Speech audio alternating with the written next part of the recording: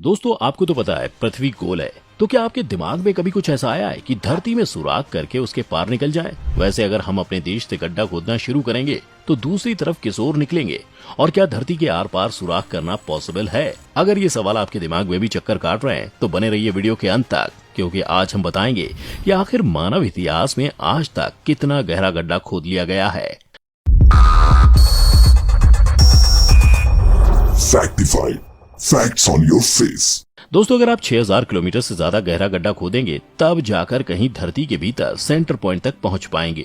वहीं अगर आप रेडियस से आगे बढ़ डायमीटर तक गड्ढा खोद लेंगे तो भारत के उस पार पैसिफिक ओशन में निकल जाएंगे। लेकिन ये इमेजिनरी बातें प्रैक्टिकली कहां तक पॉसिबल है, बताते हैं एक एक करके इंसान द्वारा खोदे गए गड्ढों के बारे में बताकर। दोस्तों शुरू करते हैं पृथ्वी की सतह से, जहां आमतौर पर 1.8 मीटर का गड्ढा मृत व्यक्ति के अंतिम संस्कार करने के लिए खोदा जाता है। वैसे 3000 साल पुराना फिरौन का तूतनखामुन का मकबरा और खजाना 4 मीटर नीचे मिला था। वहीं मेटल डिटेक्टर जमीन के भीतर 6 मीटर तक दबे मेटल को डिटेक्ट कर सिग्नल देता है। इसका मतलब है लोग खजाने को छुपाने के लिए 6 मीटर से ज्यादा गहरा गड्ढा खोद लेते हैं।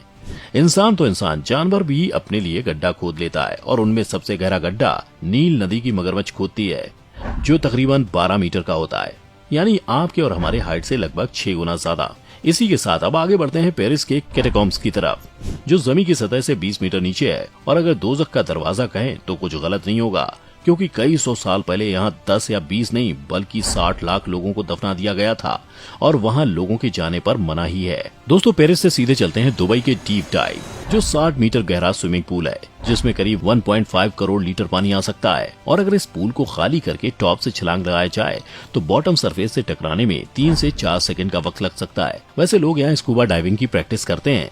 इससे भी गहरा गड्ढा करीब 100 मीटर जमीन के नीचे वो जगह है जहां आमतौर पर एटम वेस्ट को दफना दिया जाता है। इससे अगर थोड़ा नीचे बढ़ें 110 मीटर पर, तो आपको वहां दुनिया का सबसे गहरा प्योंगयांग मेट्रो स्टेशन मिल जाएगा, जो नॉर्थ कोरिया में सिचुएटेड है, जहां से बाहर निकलने के लिए लोगों को कई एलिवेटर्स बदलने पड़ते हैं। वहीं जमीन के नीचे कई गहराइयां ऐसी भी होती हैं जिन्हें कोई इंसान नहीं बल्कि खुद प्रकृति करती है। दक्षिण अफ्रीका में एक अंजीर का पेड़ है जिसकी जड़ों को जमीन के 122 फीट नीचे तक डिटेक्ट किया गया है। उससे आगे अगर 240 मीटर पर जाएं तो आप मजेदार ट्रेन की सवारी कर सकते हैं। ये ट्रेन टनल जापान में 2 आइलैंड को जोड़ता है, वो भी समंदर के नीचे से। मानना पड़ेगा जापान जो भी करता है सबसे हट के करता है। वैसे अगर जमीन के नीचे बनी सुरंग की बात करें तो सबसे ज्यादा गहराई पर रोड टनल नॉर्वे में है, जो जमीन के 287 मीटर नीचे है, और अगर आप चाहें तो वहां पर ड्राइव का मजा भी ले सकते हैं। वैसे मजे मजे में आप ये भी जान लीजिए कि भले ही कोई परमाणु हमले से बचने के लिए 300 मीटर नीचे भी छिप जाए तो नहीं बचेगा, क्योंकि B-82 न्यूक्लियर वॉरहेड एक ऐसा न्यूक्लियर मिसाइल है जिसके वॉर से 305 मीटर तक जमीन फट सकती है। लेकिन इससे भी गहरी खुदाई इंसान के द्वारा ही की गई है। 1862 में इंग्लैंड के वुडिंग डीन हॉस्पिटल के बाहर मौजूद एक पानी का कुआं, जिसकी गहराई 392 मीटर है, और यह हाथ से खोदा गया सबसे गहरा गड्ढा है, जिसे खोदने में 4 साल का वक्त लगा था। 603 मीटर की गहराई पर एक वर्टिकल केव मौजूद है, जिसके टॉप से गिरने का मतलब है वर्ल्ड ट्रेड सेंटर के छत से गिर जाना। इसके बाद मौजूद है अब तक खोदा गया सबसे बड़ा गड्ढा, जो 970 मीटर गहरा यूटा में बिंघम कॉपर ओपन पिट माइन है। ये इतना बड़ा है कि इसमें दुनिया की सबसे बड़ी बिल्डिंग भी समा सकती है। हालांकि फिनलैंड में जमीन की सतह से करीब 1410 मीटर नीचे म्यूजिक कॉन्सर्ट भी किया जा चुका है। मतलब वर्ल्ड रिकॉर्ड बनाने के लिए लोग कुछ भी करते हैं। दोस्तों अब बात करते हैं रूस के बैकल झील की, जिसका बॉटम पॉइंट 1642 मीटर नीचे है, और इससे ज्यादा गहरा है ग्रैंड कैनियन, जो पूरे 1857 मीटर गहरा है। वहीं पहचान में आने वाली सबसे गहरी गुफा है जॉर्जिया में, जमीन की सतह से 2197 मीटर नीचे, और इससे भी ज्यादा नीचे है साउथ अफ्रीका में मोआब खोत्सोंग खदान, जमीन से 3132 मीटर नीचे है, जिसके बॉटम पॉइंट पर वर्कर लिफ्ट से जाते हैं, जिसमें 4 मिनट से ज्यादा का समय लगता है। वहीं अगर कोई टॉप से फ्री फॉल कर जाता है तो उसे 25 सेकंड तक वक्त लगेगा बॉटम को हिट करने में।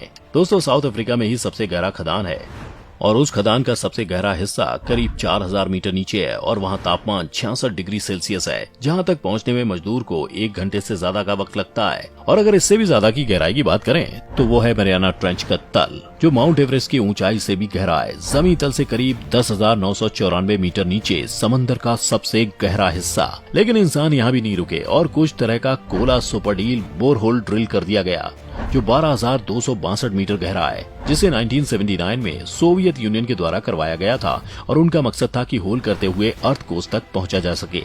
लेकिन 12 किलोमीटर की गहराई पर ही टेम्परेचर 180 डिग्री सेल्सियस तक पहुंच गया था और ड्रिल मशीन ने काम करना बंद कर दिया। ये बोरहोल सिर्फ 23 सेंटीमीटर चौड़ा है, तो इसमें इंसान का गिरना तो इम्पॉसिबल है। लेकिन अगर आप किसी बॉल को इसमें गिराते हैं तो उसे बॉटम को हिट करने में पूरे 50 सेकंड लगेंगे। कोला सुपरडील बोरहोल को इंसान द्वारा किया गया सबसे गहरा सुराख माना जा रहा था, लेकिन इस रिकॉर्ड को रशिया के Z44 चाइवोवेल ने तोड़ दिया था लगभग 100 मीटर से। लेकिन नवंबर 2017 में ये गहराई 12,000 से 15,000 मीटर तक पहुंच गई और अब ये पृथ्वी में किया गया अब तक का सबसे गहरा सुराख है, जिसकी गहराई का अंदाजा आप इससे लगा सकते हैं कि 18 बुर्ज खलीफा की ऊंचाई के बराबर है। फिर भी अर्थ क्रस्ट से काफी दूर है, क्योंकि इंसान भले ही अर्थ क्रस्ट तक पहुंचने की कोशिश कर ले, पर अब तक उस गहराई का 1% भी सुराख नहीं बना पाए हैं। वैसे आपको क्या लगता है, क्या इंसान कभी अर्थ क्रस्ट तक पहुंच पाएंगे और क्या उन्हें ऐसा करना भी चाहिए? आप अपने जवाब को कमेंट करें। बाकी मिलेंगे फिर किसी और सफर में, तब तक के लिए आपका बहुत बहुत शुक्रिया।